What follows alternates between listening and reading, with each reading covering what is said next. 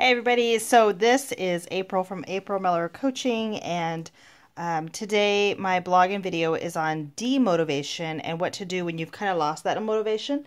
So we know, what happens when that happens. We don't succeed, we don't reach the goal we're wanting, but how do we get it back? And I'm going to be talking to you about that.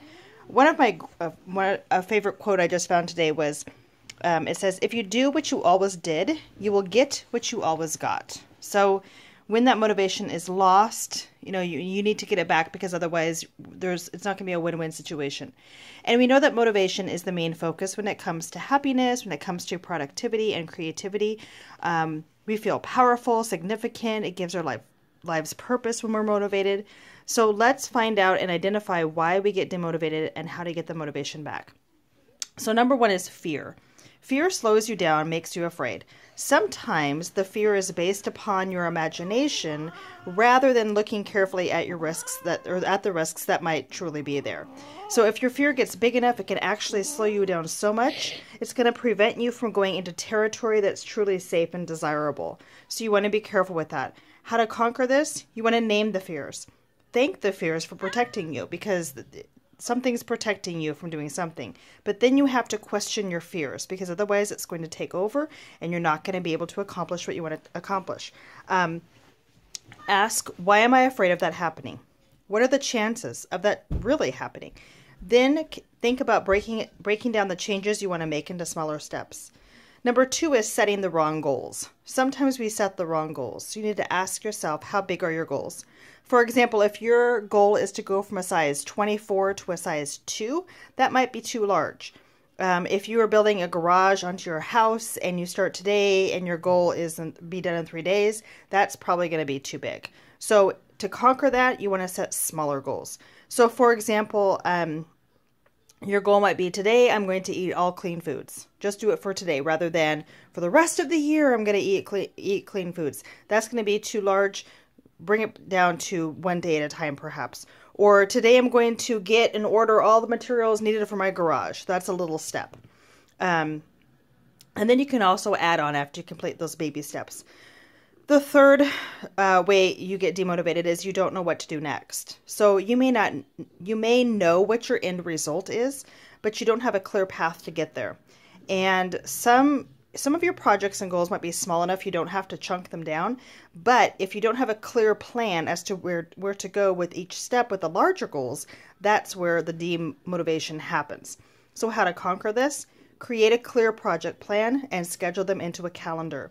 Take smaller goals within that larger goal and plug them in. I have a to-do app on my phone, and it reads my phone calendar, and I can add additional tasks.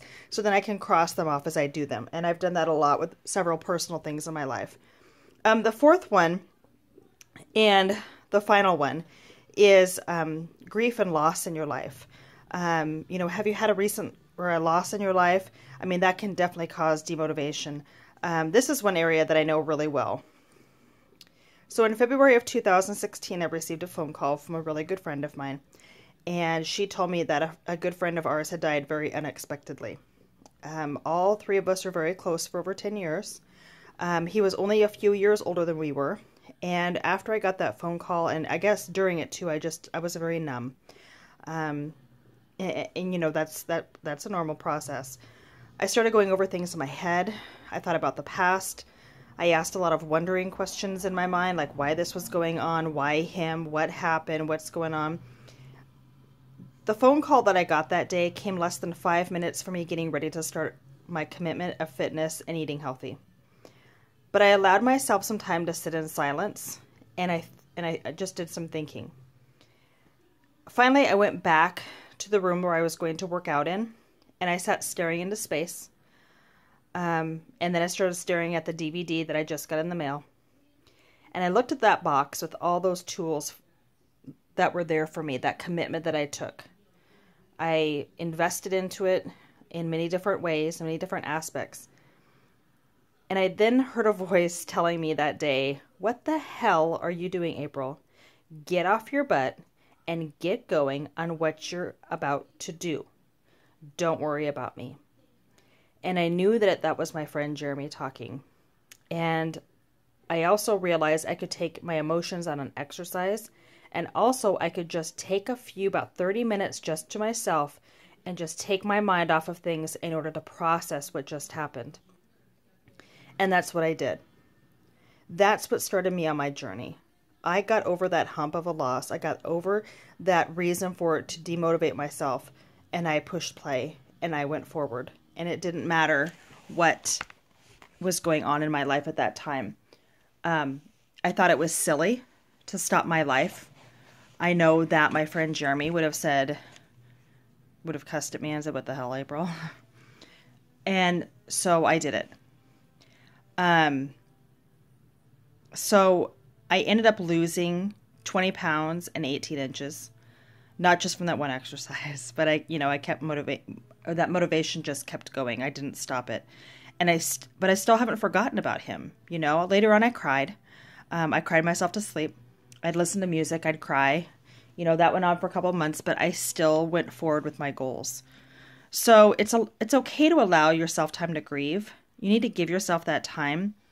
However, what I learned is that people who loved and cared for you that are no longer with you, they still want what's best for you.